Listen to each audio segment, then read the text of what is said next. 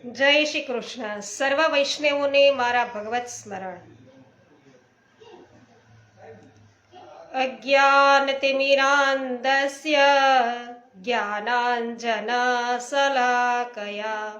चक्षुरुन्मीलितं येन तस्मै श्रीगुरवे नमः।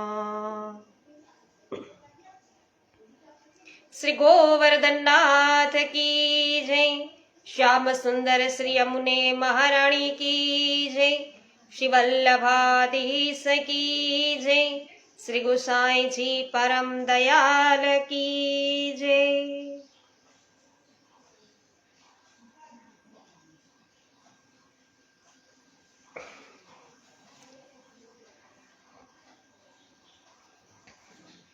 रमेश भाई चांगाणी जय श्री कृष्ण। आप सर्वप्रथम वैष्णव जय श्री कृष्ण, स्वागत है। जयाबेन घोड़ासरा जय श्री कृष्ण, स्वागत है। शांतिभाई घोड़ासरा स्वागत है, जय श्री कृष्ण। मनीषाबेन माकड़िया जय श्री कृष्ण, स्वागत है। पावतीबेन जय श्री कृष्ण, स्वागत है।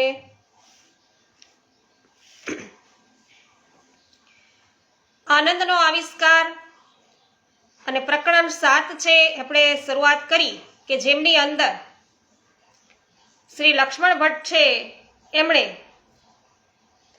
શ્રી વલ્લભનો પ્રાદુર્ભાવ છે એ થયો છે, યજ્ઞોપવિત સંસ્કાર થયા છે, લક્ષ્મણ ભટ્ટજીએ ખૂબ બધાને દાન આપ્યું છે અને હવે આગળ વાર્તા આગળ ચલાવીએ। શ્રી લક્ષ્મણ ભટ્ટજીની આ આજ્ઞા માથે ચડાવી બાલ બ્રહ્મચારી સ્વરૂપ શ્રી વલ્લભ શ્રી વિષ્ણુચિત્તજીની પાઠશાળામાં રહેવા માટે ગયા। તેઓ દરરોજ વહેલી સવારે જાગી ગંગા સ્નાન કરી ગુરુની સેવામાં લાગી જતા। ગુરુ પાસે વિદ્યાભ્યાસ કરતા, બપોરે અન્ય બટુકોની સાથે ભિક્ષાટન માટે નીકળતા। પોતાના સજાતીય બ્રાહ્મણોને ત્યાં તેઓ ભિક્ષા માગી લાવતા અને તે સર્વ ભિક્ષા ગુરુને અર્પણ કરતા। પોતે પોતાના સગોત્ર કુટુંબમાંથી આવેલી ભિક્ષા વડે ભોજન કરતા હતા। આમ ગુરુ ગૃહે નિવાસ કરતા કરતા તેમણે વિદ્યાભ્યાસ કરવા માંડ્યો। સર્વપ્રથમ તેમની કુલ પરંપરાનો વેદનો તૈતરીય શાખાનો એમણે અભ્યાસ છે કર્યો। કૃષ્ણ યજુર્વેદની આ તૈતરીય શાખા તેમની વંશ પરંપરામાં તેમને પ્રાપ્ત થયેલી છે, તેથી તેના સર્વ ગ્રંથોનો તેમણે અભ્યાસ કર્યો। ત્યાર પછી સમગ્ર યજુર્વેદ તેઓ શીખ્યા। શ્રી વિષ્ણુચિત્તજી પાસેથી યજુર્વેદનો અભ્યાસ પૂર્ણ કરી ગુરુને આજ્ઞા થતા તેઓ સ્વગૃહે પાછા આવ્યા। શ્રી લક્ષ્મણ ભટ્ટજીએ શ્રી વલ્લભને ખૂબ જ થોડા સમયમાં યજુર્વેદમાં પ્રવીણ બનેલા જોઈ અને ખૂબ સંતોષ વ્યક્ત કર્યો। તેમના ઋગ્વેદ અને સામવેદના અભ્યાસ માટે શ્રી વલ્લભને તિરુમલજી નામના વિદ્વાનની પાઠશાળામાં મોકલ્યા। ત્યાં પણ અતિ અલ્પ સમયમાં આ બંને વેદોનો અભ્યાસ પૂર્ણ કર્યો અને શ્રી વલ્લભની અતિ ઝડપી ગ્રહણ શક્તિથી શ્રી લક્ષ્મણ ભટ્ટજી આશ્ચર્યચકિત થયા। તેમણે પોતે શ્રી વલ્લભને અથર્વવેદનો અભ્યાસ કરાવ્યો અને સર્વ વેદાંગોના પણ વેદાંગો છે એનો પણ કરાવ્યો। તો વેદાંગો શું છે એ પણ વિડીયો છે એ આપણે અપલોડ કરી દીધો છે યુટ્યુબ ઉપર, અવશ્ય નિહાળજો। તૈતરીય ઉપનિષદ શું છે એ પણ છે, ઉપનિષદો કોને કહેવાય એ પણ છે એની અંદર, તો અવશ્ય નિહાળજો। તો આપ ચારેય વેદ અને વેદાંગોનો અભ્યાસ થોડા જ મહિનાઓમાં તેમણે પૂર્ણ કર્યો। પછી શ્રી લક્ષ્મણ ભટ્ટજીએ ષડશાસ્ત્રોનો અભ્યાસ એના માટે શ્રી આંધ્ર નારાયણ દીક્ષિત પાસે મોકલ્યા અને દીક્ષિતજીએ ષટશાસ્ત્રોનો અભ્યાસ કરાવતા જોયું કે આ વિદ્યાર્થી અતિ તેજસ્વી છે। એકવાર શ્રવણ કરેલું તેને સદાકાળ યાદ રહી જાય છે। ત્યારે તેમણે પ્રસન્ન થઈ અને શ્રી વલ્લભને અપ્રચલિત સામવેદની શાખાઓનો પણ અભ્યાસ કરાવ્યો। આમ આંધ્ર નારાયણ દીક્ષિત પાસેથી ભાષ્ય સહિત પાણિનીય સૂત્ર, અષ્ટાધ્યાયી, ગૌતમ, કણાદ વગેરેના ગ્રંથો, યોગ, સાંખ્ય, મીમાંસા આદિ ષટશાસ્ત્રોનો અભ્યાસ છે એ પૂર્ણ કર્યો। શ્રી લક્ષ્મણ ભટ્ટજીએ પોતાના બાલ સરસ્વતી અને વાકપતિ પુત્રને સધર્મ એવા વૈષ્ણવ ધર્મના શાસ્ત્રોનો અભ્યાસ કરાવવા માટે માધવ સંપ્રદાયી માધવેન્દ્ર યતિને સોંપ્યા અને તેમની પાસે શ્રી વલ્લભે ગીતા, ભાગવત, સાંડિલ્ય સૂત્રો અને નારદ પંચરાત્રનો અભ્યાસ કર્યો. આ દરમિયાનમાં શ્રી વલ્લભે તેમના પિતાજી પાસે અભ્યાસ કરતા વિદ્યાર્થીઓ સાથે ફુરસદના સમયમાં વાતો કરતા કરતા જ્યોતિષ, ધર્મશાસ્ત્રો, કાવ્ય આદિ સાહિત્ય ગ્રંથો, આગમશાસ્ત્રો અને તદુક્ત કલા વગેરેનો અભ્યાસ કરી લીધો. પોતાના અભ્યાસકાળ દરમિયાન ધર્મશાસ્ત્રોની ચર્ચા કરતા કરતા તેમણે જૈન અને બૌદ્ધ જેવા નાસ્તિક શાસ્ત્રોનો પરિચય પણ મેળવી લીધો હતો. આમ 1 થી 1.5 વર્ષના ટૂંકા ગાળામાં તેમણે સર્વશાસ્ત્રોનો અભ્યાસ પૂરો કર્યો. તેઓ બધા વિદ્વાનોમાં પૂજ્યતમ છે એ બન્યા. તો આ બધા વિદ્વાનો છે એની અંદર તેઓ પૂજ્યતમ બન્યા અને શ્રી વલ્લભ હવે તુલસી માલા અને ઉર્ધ્વપુંડ તિલક ધારણ કરતા હતા. એકાદશી, જયંતી અને વિષ્ણુ વ્રતનું આચરણ કરતા અને ભગવત સેવા પણ કરતા હતા. અભ્યાસકાળ દરમિયાન આપે સકળ શાસ્ત્રનો અભ્યાસ કરતા કરતા અને સર્વ વિદ્વાનો સાથે શાસ્ત્ર ચર્ચા કરતા કરતા પોતાનું આગવું તત્વજ્ઞાનનું સ્વરૂપ છે એ નિશ્ચિત કરી લીધું હતું. તો તત્વજ્ઞાન કોને કહેવાય વૈષ્ણવો આપણે સમજી ચૂક્યા છીએ. તત્વજ્ઞાન, ફિલોસોફી, બ્રહ્મજ્ઞાન વગેરે શું છે આપણે જાણ્યું છે અને હજુ પણ ફરી પાછું સાંભળવું હોય તો એનો વિડીયો પણ આપણે YouTube ઉપર અપલોડ કરી દીધેલો છે. તો આપશ્રીએ પોતાનો આ વિચાર અવકાશના સમયમાં એટલે ફુરસદના સમયમાં પોતાના સહઅધ્યાયીઓને સમજાવવા માંડ્યો અને સહઅધ્યાયીઓ દ્વારા શ્રી વલ્લભનો નવો વિચાર તેના ગુરુએ પણ જાણ્યો. વલ્લભનો નવો વિચાર. તે દરમિયાન માયાવાદી પંડિતો અને વિદ્વાનો સાથે તેમણે શાસ્ત્રાર્થ કરવાની પણ શરૂઆત કરી દીધી અને કાશીના ધર્મનગરમાં વિવિધ સ્થળોએ થતા શાસ્ત્રાર્થ, વાદસભા કે ધર્મસભામાં બાલ સરસ્વતી શ્રી વલ્લભ પધારતા અને આદિ ગ્રંથોના પ્રમાણોથી પોતાના સિદ્ધાંત તેઓ સિદ્ધ કરતા હતા. આમ તેઓ વિદ્વાનોમાં વાકપતિ નામે વિશેષ પૂજનીય બન્યા. બોલો શ્રી વાકપતયે નમઃ. નૂતનબેન જાવિયા, મનીષાબેન ગદેથરિયા, હેમાબેન ગુજરાતી, રાજુભાઈ સુદાની, વિનોદભાઈ ગજ્જર સર્વ વૈષ્ણવોનું સ્વાગત છે. શ્રી લક્ષ્મણ ભટ્ટજી એક દિવસ વિચાર કરવા લાગ્યા. ભગવત કૃપાથી મારા 4 પુરુષાર્થ સિદ્ધ થયા છે. મેં બાલ્યાવસ્થામાં ગુરુની સેવા કરી અને વિદ્યા મેળવી. અગ્નિહોત્રી બની સર્વ વૈદિક ક્રિયાઓ અને સોમયજ્ઞ સંપન્ન કર્યા. અમારા પૂર્વ પુરુષોને પ્રાપ્ત શ્રી મદન મોહનલાલજીનું આરાધન પણ કર્યું. હવે આ જીવનમાં કોઈ લૌકિક કે અલૌકિક ઈચ્છા છે એ બાકી રહી નથી. મારા જ વિચારોનો પ્રચાર કરે એવો અલૌકિક પુત્ર પણ પ્રભુએ મને આપ્યો છે. તે ભગવત સ્વરૂપ જ છે એની પૂરી ખાતરી મને થઈ ચૂકી છે. તેના વિના આટલા ઓછા સમયમાં તે સર્વશાસ્ત્રોમાં નિપુણ કેવી રીતે બને? તે જરૂર ભગવાનનો મુખારવિંદ અવતાર છે, સરસ્વતીનો પતિ છે. હવે આવા પુત્રને સર્વભાર સોંપી હું આ દેહનો ત્યાગ કરું તેનાથી રૂડું બીજું શું હોય? હવે જગતમાં કોઈ તૃષ્ણા બાકી નથી, કોઈ કર્તવ્ય પણ બાકી રહેતું નથી. આમ વિચાર કરતા કરતા તેમણે યોગ સમાધિ સાધી.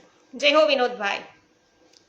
ઠાકુર બચ્ચાની સ્વાગત છે, રંજનભાઈ લુણાગરિયા સ્વાગત છે, મનીષભાઈ શાહ સ્વાગત છે. તો આવી રીતે વિચાર કરતા કરતા તેમણે યોગ સમાધિ સાધી છે અને સમાધિમાં પૂર્ણ તેજ સ્વરૂપે ભગવાનને દર્શન આપ્યા અને આજ્ઞા કરી, દીક્ષિતજી તમારા ઘરમાં શ્રી વલ્લભ સ્વરૂપે હું પ્રગટ થયો છું, તેમાં સંદેહ કરશો નહીં. તમે મને મેળવીને કૃતકૃત્ય થયા છો. તમારે હવે જીવનનું કોઈ કર્તવ્ય બાકી રહ્યું નથી. તેથી તમે માત્ર મારી સેવા કરો અને હવે મારા બ્રહ્મલોકમાં પાછા આવો. સમાધિમાં ભગવાનની આવી આજ્ઞા થતા શ્રી લક્ષ્મણ ભટ્ટજીએ પોતાની પત્ની ઇલમાજીને આ સર્વ હકીકત કહી. મકર સંક્રાંતિ પર્વ ઉપર ભગવત ઈચ્છાથી શ્રી લક્ષ્મણ ભટ્ટજીએ તેમનો દેહ છે એ છોડી દીધો અને તેમના બીજા પત્ની યલમાજી હરિશરણ થયેલા પતિની સાથે સતી થયા અને તેમના જ્યેષ્ઠ પુત્ર રામકૃષ્ણજીએ પિતાની શ્રાદ્ધ આદિ સર્વ વૈદિક ક્રિયાઓ કરી અને શ્રી ગયા તીર્થ જઈ પિતૃશ્રાદ્ધ કર્યું. ત્યાર પછી તેમના સૌથી નાના ભાઈ કેશવજી એ કેશવની મુંડન વિધિ કરી અને તેમણે પોતાના મૂળ વતન કાકરવાડ જવાનો નિશ્ચય કર્યો. માતાજી, આપ આજ્ઞા આપો તો હું ભારત પરિક્રમા કરું. આજે ભારત જેવી પવિત્ર ભૂમિમાંથી સર્વ ધર્મો નાશ પામી રહ્યા છે. પ્રજા ખૂબ દુઃખી થઈ રહી છે.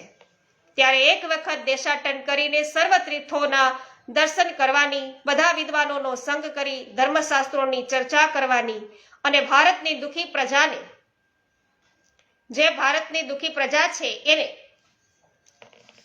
બની શકે તેટલું સાંત્વન આપી અને તેમને યોગ્ય કરવાની મારી ઈચ્છા છે. આપ પરિવાર સાથે જનાર્દનજી કાકાની છાયામાં રહો અને મને એક વખત સમગ્ર ભારતની તીર્થયાત્રા કરી આવવા દો. શ્રી વલ્લભ, હજી તો તમે માંડ 10 વર્ષના છો.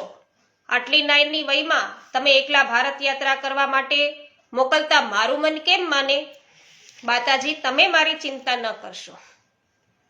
પિતાજીના શિષ્યો શંભુ, સ્વયંભુ, વિભુ અને સ્વભુને સાથે લઈને હું જઈશ. પ્રભુ ઉપર વિશ્વાસ રાખો. સત કાર્ય કરવાની કદી છે દુર્ગતિ થતી નથી. તો માતાએ શ્રી વલ્લભની ઉત્કૃષ્ટ ઈચ્છા જાણી તેમને ભારત યાત્રા માટે આજ્ઞા આપી અને તેઓ સૌ કાકા જનાર્દનજીને સાથે લઈને કાકરવાડ જવા માટે નીકળ્યા.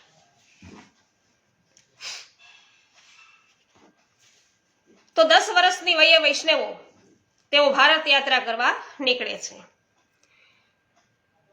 લલિતાબેન અકબરી સ્વાગત છે. પરેશભાઈ વઘાસિયા સ્વાગત છે. પ્રિન્સભાઈ, પમીબેન, શામજીભાઈ સ્વાગત છે. પ્રભુદાસભાઈ, અનિલાબેન સ્વાગત છે. પ્રકરણ 8 ની અંદર પ્રવેશ કરીએ. યજ્ઞોપવિત દંડ, યજ્ઞોપવિત દંડ, મેખલા, કૌપિન, કટિવસ્ત્ર અને કમંડલ સહિતના બ્રહ્મચારીના ચિહ્નોથી સુશોભિત શ્રી વલ્લભ ત્યારે 10 વર્ષના હતા. કાશીથી નીકળતા તેમણે મનોમન પ્રતિજ્ઞા કરી હતી, ભારતની સર્વ પરિક્રમા ખુલ્લા ચરણે જ કરીશ. જીવનભર સીવેલું વસ્ત્ર હું ધારણ નહીં કરું. શક્ય હશે ત્યાં સુધી ગામ બહાર જલાશયની નજીક વૃક્ષની નીચે જ મુકામ કરીને એકાંતવાસ કરીશ. આ 3 પ્રતિજ્ઞાઓ સાથે આપે પ્રથમ ભારત પરિક્રમાનો પ્રારંભ કર્યો. હવે 10 વર્ષનો સાધારણ બાળક હોય એને આવી કાંઈ ખબર પડે? એને અત્યારે તો આપણે 16 વર્ષના બાળકો થઈ ગયા હોય તો પણ કેટલું સમજાવવું પડે છે. ત્યારે અહીંયા સામે ચાલીને માતા પિતાને પણ બોધ આપી દે એવા બાળક. તો સાથે શ્રી લક્ષ્મણ ભટ્ટજીના 4 શિષ્યો હતા, સ્વભુ, સ્વયંભુ, વિભુ અને શંભુ. આમ કાશીથી ચિત્રકૂટ પધાર્યા. આપે આજ્ઞા કરી કે અહીં ભગવાન શ્રી રામચંદ્રજી, શ્રી લક્ષ્મણજી અને શ્રી જાનકીજી સહિત સદૈવ બિરાજે છે. માટે આપણે અહીં તેમને પ્રણામ કરીને આગળ જઈશું. ચિત્રકૂટના પર્વતની પ્રદક્ષિણા કરી શ્રી રામચંદ્રજીનું પૂજન કરી આપ આગળ પધાર્યા. થોડાક દિવસોના પ્રવાસ પછી ફાગણ મહિનાની ખુશનુમા ઋતુમાં આપે પોતાના પ્રાકટ્ય સ્થાન ચંપારણ્યમાં પ્રવેશ કર્યો. ફાગણ માસનું વન સૌંદર્ય નિરખતા આપ મહાનદીના તટ પર પધાર્યા. આપે આજ્ઞા કરી આ એ જ સ્થાન છે જ્યાં અમારું પ્રાગટ્ય થયું હતું. માટે આવા આ રમણીય દિવ્ય સ્થાનમાં આપણે થોડા દિવસ મુકામ કરીએ. ગયા શ્રાદ્ધ કરીને આપણો પરિવાર પણ અહીં આપણને મળશે. તમને સાથે લઈને આપણે વતન જઈશું. ત્યાં સુધી અહીં પ્રાગટ્ય સ્થળ પર જ મુકામ કરીશું. શિષ્યોએ કહ્યું કે જેવી આપની આજ્ઞા. સૌએ આપને બિરાજવા માટે સ્થાન સ્વચ્છ અને રળિયામણું બનાવ્યું. જે વૃક્ષની નીચે આપનું પ્રાગટ્ય હતું તે જ સમી વૃક્ષની નીચે આપે મુકામ કર્યો. શિષ્યોએ વેદિકા તૈયાર કરી આપે આજ્ઞા કરી ભગવદ આજ્ઞા એવી છે કે શ્રીમદ ભાગવતના ગુઢ અર્થને પ્રગટ કરવા અને તેથી જેમાં પ્રભુનું નામ સ્વરૂપ બિરાજે છે એવા શ્રીમદ ભાગવતનું પારાયણ યાત્રા દરમિયાન જ્યાં જ્યાં તીર્થ સ્થાનોમાં અનુકૂળતા હશે ત્યાં કરવાનો મારો સંકલ્પ છે અને તેનો પ્રારંભ અહીંથી જ કરીશ. વાહ ભાઈ વાહ. કારણ કે એ સ્થાન અતિ દિવ્ય સ્થાન છે અને તેનો પ્રારંભ અહીંથી જ કરવાની વાત છે. અને ઋષિઓ અને મુનિઓ છે એના તપથી પવિત્ર બનેલી આ ભૂમિ છે. મહાનદીનો પવિત્ર તટ પ્રદેશ છે. તેથી તીર્થ અને ક્ષેત્ર એ બંનેના મહિમા ધરાવતું આ સ્થાન પૃથ્વી ઉપર છે. એ પૃથ્વી ઉપરની પ્રભુની અનેક નિકુંજોમાંનું એક છે. અહીં મારા પ્રાકટ્ય સમયે ગોલોકધામની દિવ્ય લીલા સાક્ષાત પ્રગટ થઈ હતી. તેથી અહીં આપણે શ્રીમદ ભાગવતનું પારાયણ કરીશું. પ્રથમ પારાયણ શ્રી વલ્લભે પોતાના પ્રાકટ્ય સ્થાનમાં કર્યું. શ્રીમદ ભાગવતનું પારાયણ. રંજનબેન જય હો. કલાવતીબેન ગોહેલ સ્વાગત છે. સુદાની કૃષ્ણાબેન સ્વાગત છે. સુરેશભાઈ મુગલપરા સ્વાગત છે. અશ્વિનભાઈ ભાલાડા સ્વાગત છે. મનીષાબેન અઘેરા સ્વાગત છે આપનું. પ્રવીણભાઈ વસોયા સ્વાગત છે. તો શુભ દિવસ જોઈ આપે શ્રીમદ ભાગવતના પારાયણનો પ્રારંભ કર્યો. પોતાના કોમળ મધુર કંઠમાંથી સમાધિ ભાષામાં શ્રી વેદવ્યાસજીએ અનુભવેલ અને ગાયેલ શ્રી ભાગવતના દિવ્ય મંત્રો રૂપી શ્લોકો પ્રગટ થવા માંડ્યા અને આપ શ્રીના મુખારવિંદથી ગવાતા શ્રીમદ ભાગવતના પાઠનું શ્રવણ કરી અને સૌ શિષ્યો આનંદ પામ્યા. આપે 7 દિવસ સુધી અહીં શ્રીમદ ભાગવતનું પારાયણ કર્યું અને આપનું આ પ્રથમ પારાયણ હતું. થોડા દિવસો બાદ આપના મોટાભાઈ રામકૃષ્ણ સાથે કુટુંબીજનો અહીં આવી પહોંચ્યા. તેઓને સાથે લઈ અમરકંટક થઈ, સિદ્ધિપદ થઈ અને પોતે કાકરવાડની દિશામાં આગળ વધાર્યા. મધ્યપ્રદેશમાં વૃદ્ધિનગર નામે મોટું શહેર આવેલું હતું. આજે તેને વર્ધાના નામે આપણે ઓળખીએ છીએ. વૃદ્ધિનગર શહેરમાં કપૂરચંદ શેઠ છે એ રહેતા હતા. તેઓ પણ દક્ષિણ ભારતના જ મૂળ વતની અને તેમના વડવાઓ શ્રી રંગપટ્ટમણના વાસી. ધંધા વ્યાપાર માટે તેમના સ્થાનની શોધમાં કપૂરચંદ શેઠ છે એ વૃદ્ધિનગર આવીને રહેલા. તેઓના પૂર્વ પુરુષો ભગવાનના ભક્ત હતા. હરિનું શરણ સ્વીકારી જીવનના ત્રિદુઃખ છે એ સહન કરતા હતા અને તેથી તેમની અટક પડેલી હરિશરણી કાળક્રમે હરિશરણી શબ્દ બદલાઈને હરસાની થયો. હરિશરણીમાંથી હરસાની શબ્દ આવ્યો છે. તો શેઠ કપૂરચંદ હરસાની વૃદ્ધિનગર શહેરના નગર શેઠ હતા. તેમના પર શ્રી લક્ષ્મીજી અને શ્રી લક્ષ્મીપતિ નારાયણ તો એ બંનેની અનહદ કૃપા. 56 કરોડ રૂપિયાના તેઓ આસામી હતા અને તેમના ઘર ઉપર દરરોજ 56 ધ્વજાઓ છે એ ફરકતી હતી. ઓહો. અને સોનાના કળશો સૂર્યપ્રકાશમાં ઝગમગતા હતા.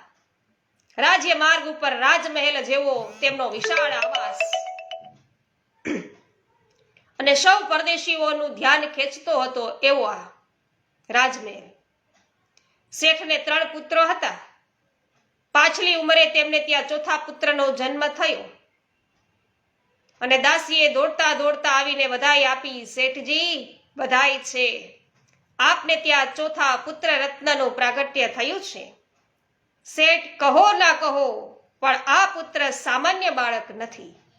તેના વિશાળ કપાલ ઉપર દેવી તેજ છે અને કસ્તુરીનું તિલક છે. શેઠ આ પુત્રના હાથ ઢીચણ છે એટલે કે ગોઠણ છે એનાથી પણ નીચે જાય છે.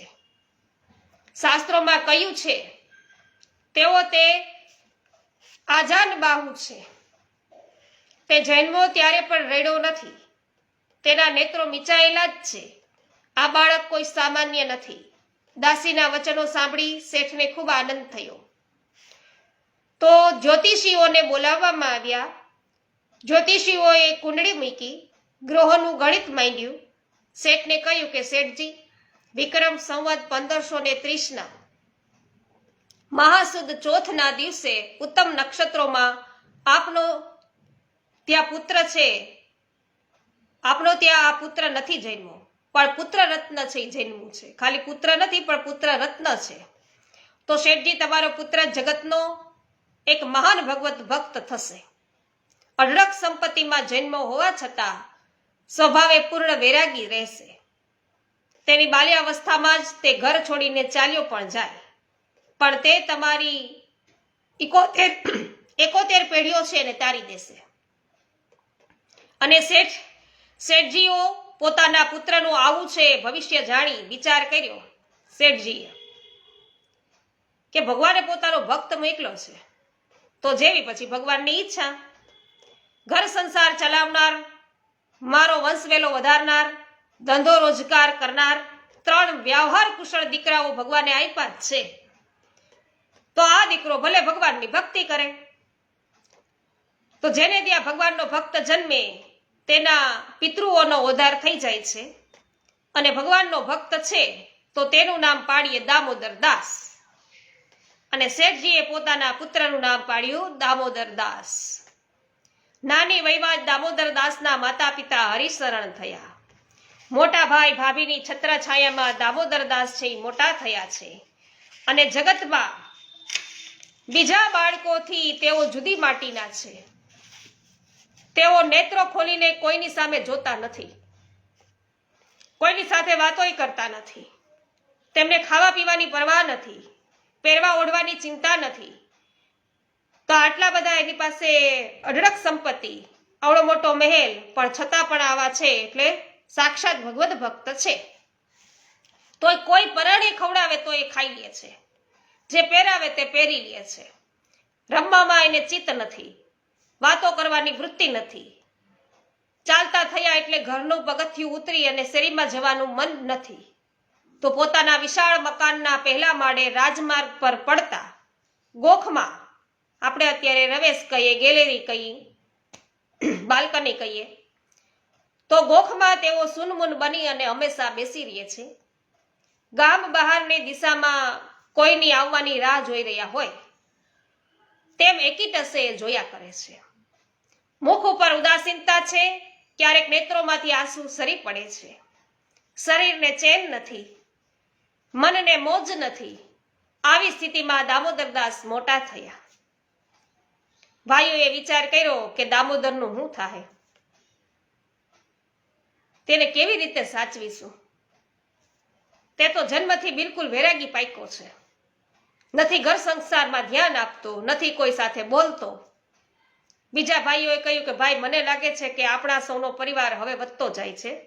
આપણા પરિવારમાં પ્રેમ અને મીઠાશ છે એ સચવાઈ રહે, તે માટે આપણે સૌએ હવે અલગ થઈ જવું જોઈએ. એક ઘરમાં બહોળો પરિવાર હવે લાંબો સમય રહે તો તેમાં મીઠાશ નહીં રહે. બીજા ભાઈએ કહ્યું કે તમારી વાત તો સાચી છે, આપણે પિતાની મિલકતના ભાગ પાડીએ, પણ દામોદરનું શું કરશું. સૌએ વિચાર કરી અને તેના મામાને બોલાવ્યા. મામાએ કહ્યું કે તમે તમારા પિતાની મિલકતના 4 ભાગ પાડો. સૌ પોતાના ભાગ છે એ લઈ અને અલગ થવું હોય તો થઈ જાઓ.